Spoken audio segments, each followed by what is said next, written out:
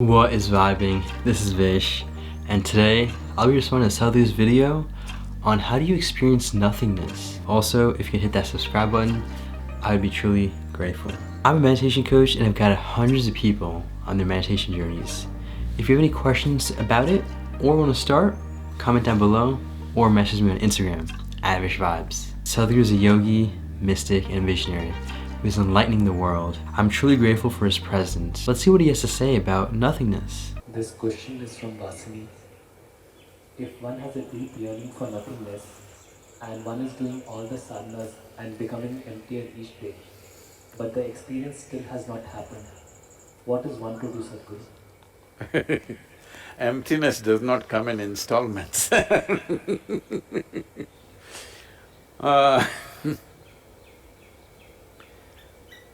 Because emptiness means that which is not. Why emptiness is? Because fullness, there is no such thing, it's just a word.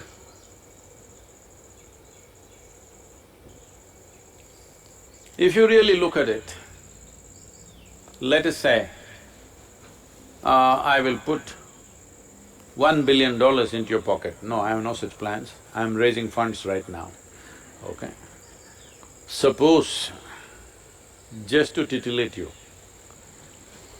I will put $1 billion into your pocket. It feels very full for one day, but then you see her walking with $10 billion, you have? Then suddenly your pocket feels empty with $1 billion. Then let's say we'll put another 9 for you. You have $10 billion. Then he is walking with $100 billion. Suddenly it again feels empty. So your pocket can never be full, no matter how much we put. We'll take your head. When you passed your first standard, you felt like, what's there more to know in this world? You know? Then they told you there's a goddamn second standard. And you went through this, then they told you 10th standard is public exam, that's it. If you do that, this is your parents went on telling you, this is the key aspect of your life, 10th standard is very crucial, you believed.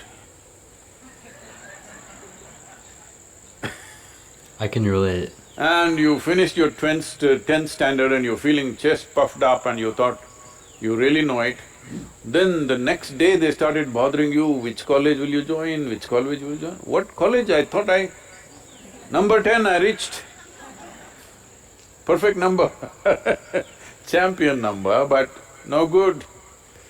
Like this at every point. So, how much ever we put into your head will never become full. Well, initially you just fell in love with only one person. Then when you fall in love with one person, she produces 1 or 2 or 3. Then you fell in love with all of them. But then they produce grandchildren like this. That also you loved, actually more than this one. So your heart also cannot become full. You go in a constipated installments, that's different.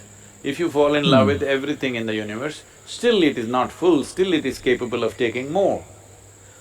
So your pocket cannot become full, your head cannot become full, your heart cannot become full. So fullness is an illusion that you chase, there is no such thing. But emptiness is possible. What is empty is never partially empty. Fullness is always partial. Emptiness is always total. When something is empty, it is absolutely empty. So you don't do that in installments. If you try to do it in installments, then you you will never catch emptiness because you cannot catch emptiness. This happened one day. A lady was having a neighboring woman another lady from the neighborhood who is also about her same age. Both of them have children. So of course she wanted to, boast a little bit. She said, we bought a few liters of olive oil and we soaked our baby in this olive oil. Then the other lady asked, really? It must be very expensive, but his skin quality must have really changed. Then the man in the house came out and said, I don't know about that, we've not been able to catch him till now.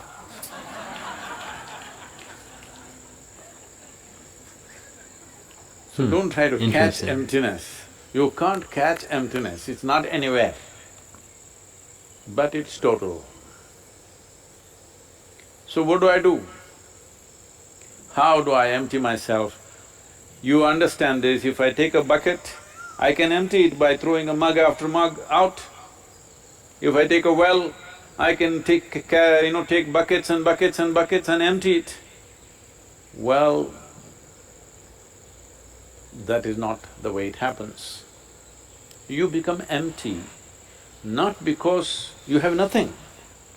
You become empty because you're dispossessed. You're not possessed by the things that you carry. Right now you're possessed.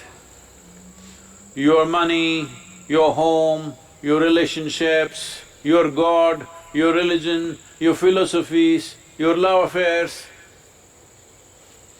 anything and everything possesses you. When you're dispossessed, you're empty. So this is the purpose of sitting with eyes closed, not praying to somebody, not calling out some god, not something, just cut off, lock down. This is, all over the world, the governments are now initiating you into a spiritual process so that you're not possessed by what is around you, you're simply all by yourself. But of course, many of you are behaving as if you're possessed. When you're dispossessed, you're empty. Otherwise, you'll go on and on and on. I'm saying you're looking in the wrong direction. You're looking at a few tidbits that you have gathered in your life. Yes, that's all you gathered. And thinking, if I leave one, I will become empty, okay, I lift one more, I'll become empty. People go to Kashi. It's a tradition. That, in ancient times, they said when you go to Kashi, you must become dispossessed. There's nothing more. Every day you see hundreds of bodies burning there, you sit there for a few days or few months. When you come back, you're dispossessed. You are not entangled with anything.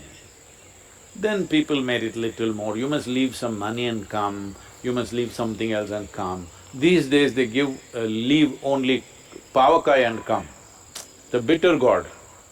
Anyway, they were not eating it. So that one they will leave it and come, you must leave something and come.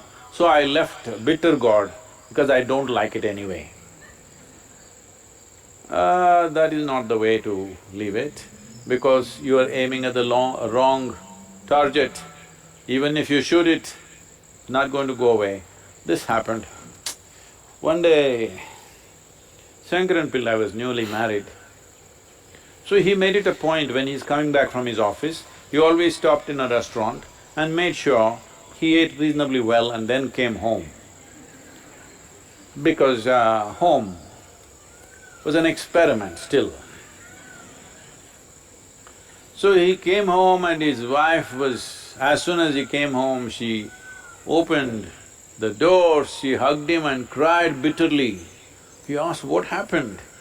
She said, just for you, I went through so much… from morning I've been online, taking instructions from a cooking, instructor, and I made chicken biryani for you. I think it turned out well, but the dog, our dog, ate it up. I just went for a shower, by the time I came out, our dog ate it up.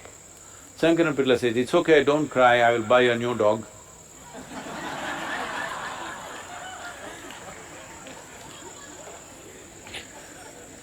So, what's her name?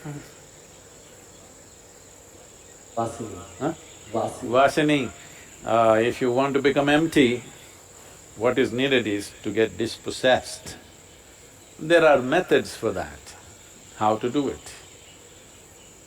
Don't try to empty one thing after another, it'll take even if you go for 1,000,000 years, you will always be finding something new because how you gather it, you never know.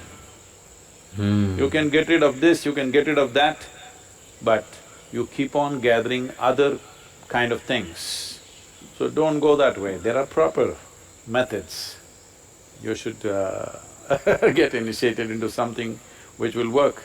Wow, that was a beautiful video, and the response itself was very insightful.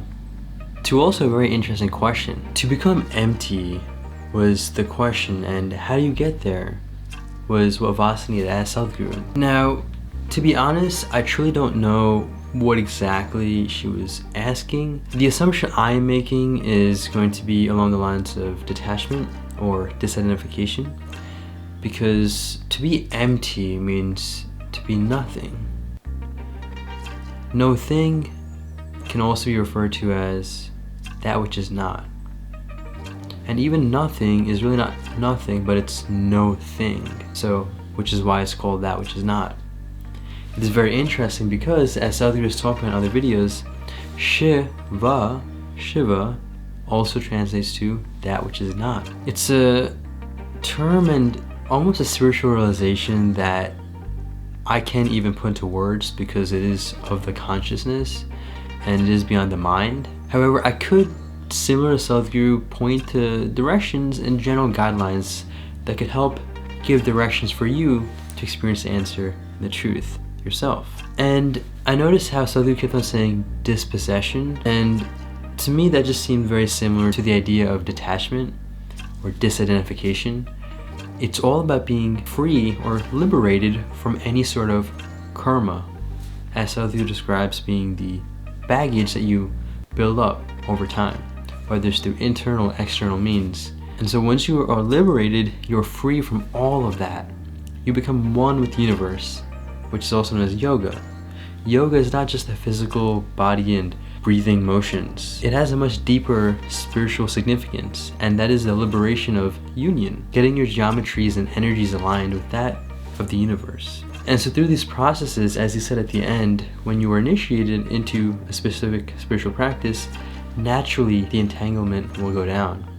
And then naturally the dispossession or the disidentification will be occurring, eventually leading to the path of liberation. Thank you so much for watching this response to Sadhguru's video. I appreciate you taking the time. Take this joyfully, make it a great day, and stay conscious.